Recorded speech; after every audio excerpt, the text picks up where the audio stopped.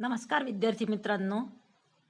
इयत्ता 9वी विषय मराठी अक्षर भारती या पुस्तकातील कविता व्यायामाचे महत्त्व ही आज आपण बघणार आहोत.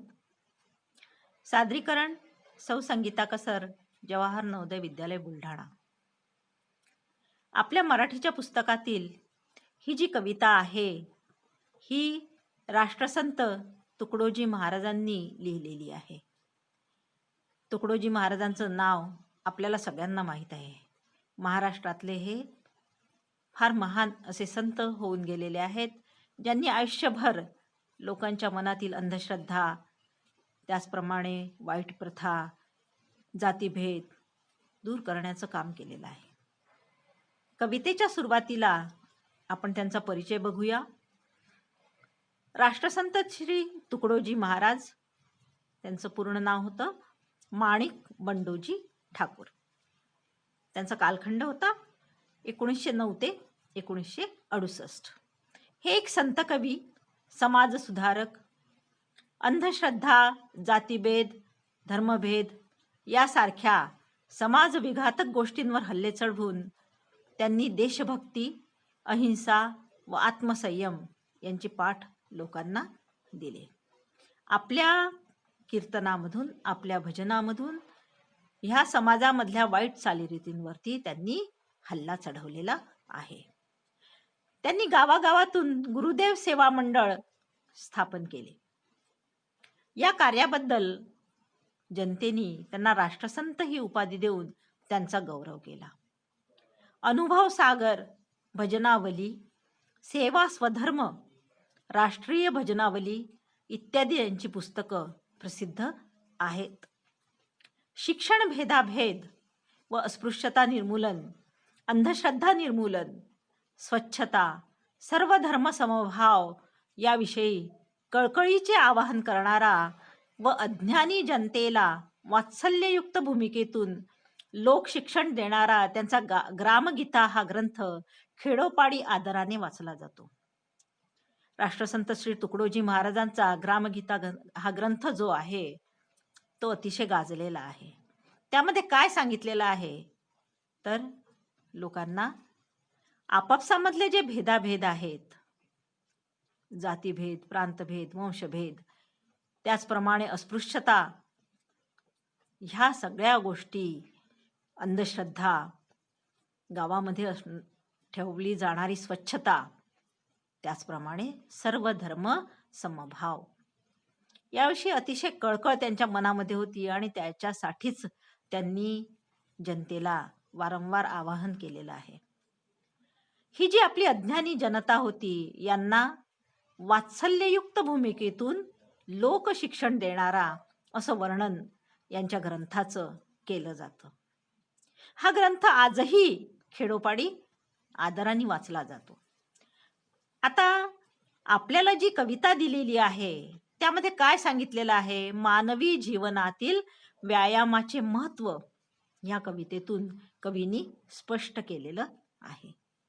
या ठिकाणी तुम्हाला तुकडोजी महाराज यांचं एक चित्र दाखवण्यात आलेलं आहे. त्यांची कविता जी आहे ती काय सांगते आपल्याला व्यायामाबद्दल. व्यायाम आरोग्यदायी मित्र, हे ध्यानी ठेवावे सूत्र. आळस वैरी मानिला सर्वत्र सर्वतोपरी. कवितेला सुरुवात झालेली आहे आणि कवितेमध्ये मी सुरुवातीला सांगितलं की व्यायामाचं महत्त्व आज सगळीकडे तुम्ही जर आजूबाजूला बघाल तर सगळेजण आपल्या आरोग्याप्रती अतिशय सचेत, ज्याला आपण म्हणू अतिशय जागरूक झालेले आहेत आणि प्रत्येक जण व्यायामाकडे वळलेला आहे.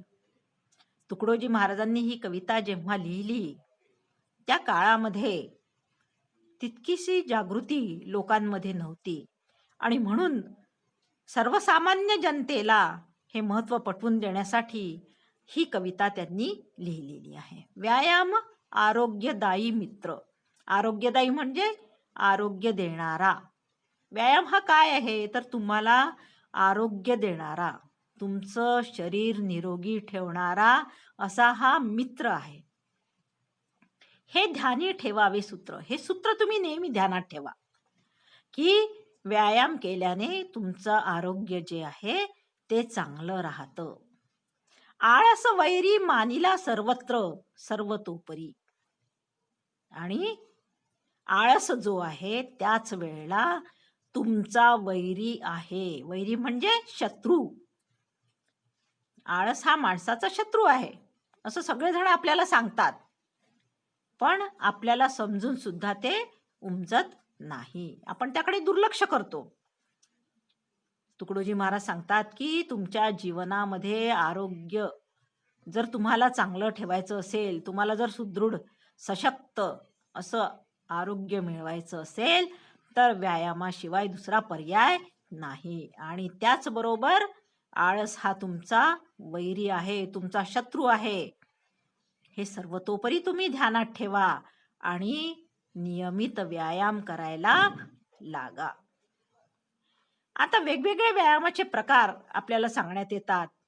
कोणी योगासनं करतं, कोणी फिरायला जातं, कोणी जॉगिंग करतं, कोणी दोरीवरच्या उड्या मारतं, कोणी वेगवेगळ्या प्रकारचे आणखीन काही शारीरिक कसरती करतं. आणि ह्या सगळ्या व्यायामामुळे आपल्या शरीराला एक प्रकारे फायदाच होत असतो. दुसऱ्या चरणामध्ये ते सांगतात, व्यायामाविण सात्विक भोजन तेही मारी विकारी होऊन. व्यायामे होय अग्निदीपन अन्न पचन सहजची. आता व्यायामाविण म्हणजे व्यायामाशिवाय, सात्विक भोजन म्हणजे चांगलं भोजन, चांगलं जेवण. आपण रोज कितीही चांगलं जेवण करत असू तरी सुद्धा तुम्ही जर व्यायाम करीत नसाल तर ते भोजन सुद्धा सुद्धा तुम्हाला मारतं. म्हणजेच काय, वेगवेगळे विकार तुमच्या शरीरामध्ये निर्माण होतात. व्यायामाविण सात्विक भोजन तेही मारी विकारी होऊन. विकार म्हणजे दोष, रोग. तर कितीही चांगलं भोजन घेतलं तुम्ही आणि तुमच्या शरीराला जर व्यायामच नसेल तर त्या अन्नाचा सुद्धा काही उपयोग होत नाही, उलट काहीतरी रोग तुमच्यामध्ये निर्माण होतात. व्यायामे होय अग्निदीपन अन्न पचन सहजची. व्यायामाने काय होतं? अग्निदीपन, जठराग्नी आपला प्रज्वलित होतो, उद्दीपित होतो आणि त्यामुळे आपण जेवलेलं जे अन्न आहे ते चांगल्या प्रकारे पचतं, त्याचं चांगल्या प्रकारे पाचन होतं.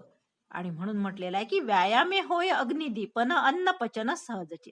अगदी सहजरित्या तुमच्या अन्नाचं पचन हे होत असतं.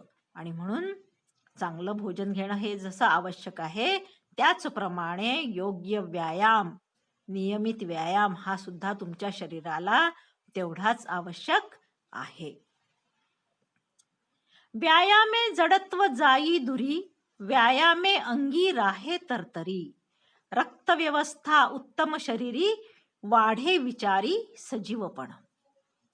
व्यायामामुळे काय होतं?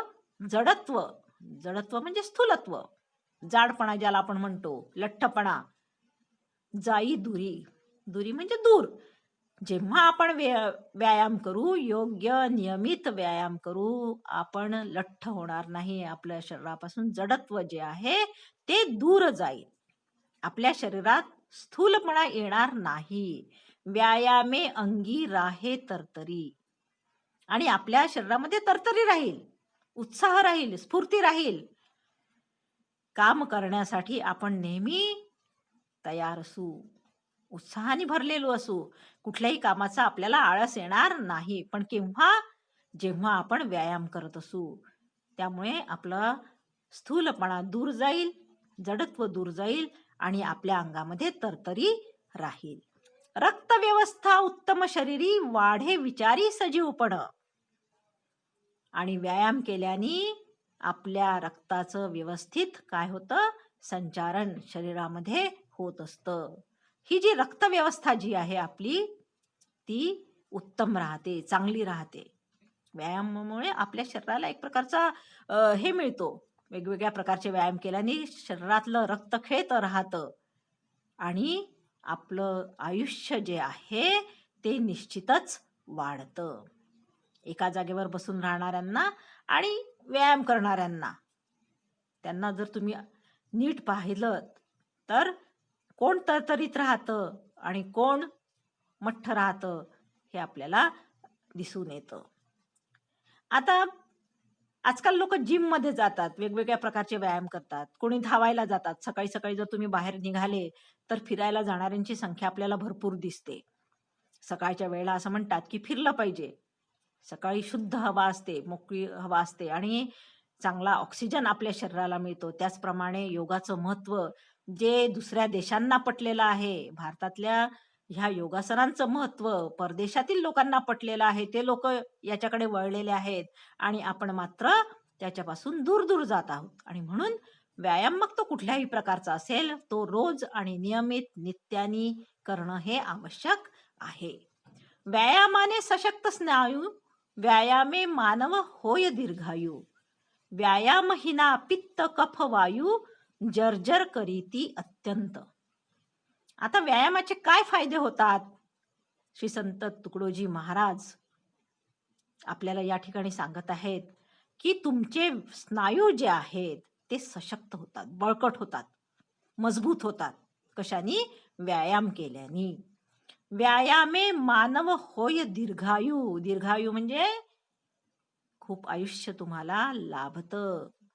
भरपूर आयुष्य आणि ते चांगलं आयुष्य तुम्हाला लाभतं. व्यायामाने मानव दीर्घायुषी होतो. तुमचे जर स्नायू सशक्त झाले, मजबूत झाले, बळकट झाले, तर साहजिकच तुमचं जीवनमान सुद्धा लांबतं. तुमचं जीवन सुद्धा भरपूर तुम्हाला जीवन लाभतं. व्यायामहीना पित्त कफ वायू. आपल्या शरीरातले हे दोष आहे, पित्त, कफ आणि वायू, वात ज्याला म्हणतात. तर जर व्यायाम तुम्ही घेतला नाही, व्यायामहीना म्हणजे व्यायामाशिवाय तुमच्या शरीरातले हे जे विकार आहेत, पित्त, कफ आणि वायू, हे तुमच्या शरीराला जर्जर करतात, कमकुवत करतात. तुमच्या शरीराची शक्ती जी आहे ती कमी करतात. कुठला तरी विकार बळावतो यामधला आणि मग तुम्हाला वेगवेगळ्या प्रकारचे रोग जे आहेत ते ग्रासतात. वेगवेगळे रोग तुम्हाला होतात आणि म्हणून जेवढा व्यायाम तुम्ही कराल नियमित, त्याप्रमाणे तुमचे स्नायू जे आहेत, तुमच्या पेशी ज्या आहेत, तुमच्या शरीरातले वेगवेगळे अवयव जे आहेत ते सशक्त होतात. प्रत्येक कडव्यामध्ये राष्ट्रसंत तुकडोजी महाराजांनी ह्या व्यायामाचं महत्त्व तुम्हाला पटवून देण्याचं काम केलेलं आहे. आता तुम्ही 9व्या वर्गामध्ये आहात आणि 9व्या वर्गामध्ये गेल्यानंतर हे शरीर जे असतं, हे वय जे असतं तुमचं, या वयामध्ये जितक्या प्रकारचं तुम्ही शरीराला तरतरीत ठेवाल, जितकं तुम्ही शरीराला व्यायाम द्याल, तितकं तुमचं शरीर बळकट आणि निरोगी असं होतं. आणि हाच पाया असतो. तुम्ही जर आतापासून आळशी झालात, एका जागेवर बसून राहाल, तर ते शरीर नीट सुडौल होणार नाही. आता पुढच्या चरणामध्ये काय सांगतात आहेत? व्यायाम वाढे प्रतिकार शक्ती, स्वावलंबनाची प्रवृत्ती, व्यायामे अंगी वाढे स्फूर्ती कार्य करण्याची. जेव्हा तुम्ही व्यायाम कराल रोज नियमित, त्या व्यायामाने काय होईल? तुमची प्रतिकार शक्ती वाढेल. आता तुम्हाला माहित आहे सध्याचा काळ जो आहे तो कसा सुरू आहे आणि डॉक्टरांकडे जाण्याची सुद्धा आपल्याला भीती वाटते. असा हा काळ आहे. कोरोनामुळे सगळीकडे भीतीदायक वातावरण आहे आणि म्हणून मग घरीच बसल्या बसल्या आपल्याला कोणते व्यायाम करता येतात? घरीच राहून दोरीवरच्या उड्या मारणे, घरातल्या घरात फिरणे, वेगवेगळ्या प्रकारचे योगा करणे, प्राणायाम करणे, हे सगळं केल्याने काय होतं की तुमची प्रतिकार शक्ती वाढते. रोग सहजासहजी तुम्हाला होणार नाहीत. तुमच्यावरती रोगांचा सहजपणे हल्ला होणार नाही. त्या व्यायामामुळे तुमची प्रतिकार शक्ती वाढेल. स्वावलंबनाची प्रवृत्ती, आणि मग काय होईल? तुमचं शरीर तरतरीत राहील व्यायामामुळे. स्वावलंबन म्हणजे काय? तुमचे काम तुम्ही स्वतः करू शकाल, दुसऱ्यावर अवलंबून तुम्ही राहणार नाही. तुम्ही जर आजारी असाल तर तुमचे काम तुम्हाला दुसऱ्यांवर अवलंबून राहावं लागेल. दुसऱ्यांना तुमचे काम करायला तुम्हाला सांगावं लागेल. आणि म्हणून जेव्हा तुम्ही व्यायाम कराल नियमित व्यायाम कराल, तुमचं शरीर सशक्त राहील, सुडौल राहील, तुमचे स्नायू बळकट होतील आणि तुमची प्रतिकारशक्ती सुद्धा वाढेल. त्याचप्रमाणे ही जी स्वावलंबनाची वृत्ती आहे ती सुद्धा वाढीस लागेल. तुमच्या शरीरामध्ये स्फूर्ती असल्यानंतर, उत्साह असल्यानंतर पटापट तुम्ही स्वतःचे काम करू शकाल. व्यायामे अंगी वाढे स्फूर्ती, तेच सांगितलेलं आहे पुढच्या ओळींमध्ये. व्यायामे अंगी वाढे स्फूर्ती, कार्य करण्याची तुमची स्फूर्ती जी आहे ती तुमच्या अंगामध्ये वाढीला लागेल. तुमच्या शरीरामध्ये जर जडत्व असेल, स्थूलपणा असेल, तर काम करण्याची स्फूर्ती तुमच्यामध्ये राहणार नाही, तर तरी तुम्ही राहणार नाही. पण तुम्ही जर व्यायाम करत असाल, तुमचं शरीर जर चपळ असेल, तर उत्साह आणि जोश तुमच्यामध्ये वाढीस लागेल आणि कार्य करण्यासाठी तुम्ही सदैव पुढे राहाल, उत्सुक राहाल, उत्साहित राहाल. आणि म्हणून वारंवार श्री संत राष्ट्रसंत तुकडोजी महाराज या कवितेमध्ये, या कवितेच्या चरणांमध्ये आपल्याला हेच सांगण्याचा प्रयत्न करत आहेत. आता ह्या कवितेमध्ये तुकडोजी महाराजांनी ही कविता 9व्या वर्गाला दिलेली आहे आणि 9व्या वर्गामधल्या मुलांना व्यायामाचं महत्व पटवून देण्याचा प्रयत्न केलेला आहे. तुमचं शरीर व्यायामामुळे कसं सशक्त, सुडौल होईल, त्यासाठी नियमित व्यायाम तुम्हाला करावा लागेल. तुमचे स्नायू बळकट होतील, जडत्व तुमच्यापासून दूर राहील, प्रतिकारशक्ती तुमची वाढेल आणि स्वावलंबनाची प्रवृत्ती तुमच्यामध्ये वाढेल. ह्या सगळ्या गोष्टींचा उल्लेख या छोट्याशा कवितेमध्ये राष्ट्रसंत तुकडोजी महाराजांनी केलेला आहे. त्यांचा ग्रामगीता जो ग्रंथ आहे त्या ग्रंथामध्ये अशा प्रकारे लोकांना वेगवेगळ्या विषयांवर त्यांनी उपदेश केलेला आहे. लोकांच्या मनातील अंधश्रद्धा घालवण्याचा प्रयत्न केलेला आहे. सर्व धर्म समभावाचा त्यांना उपदेश केलेला आहे. आणि म्हणून अतिशय चांगल्या प्रकारे मुलांना व्यायामाचं महत्व पटवून देऊन राष्ट्रसंत तुकडोजी महाराजांनी तुम्हाला सर्व कार्य करण्यासाठी, उत्साहित राहण्यासाठी सांगितलेलं आहे. धन्यवाद.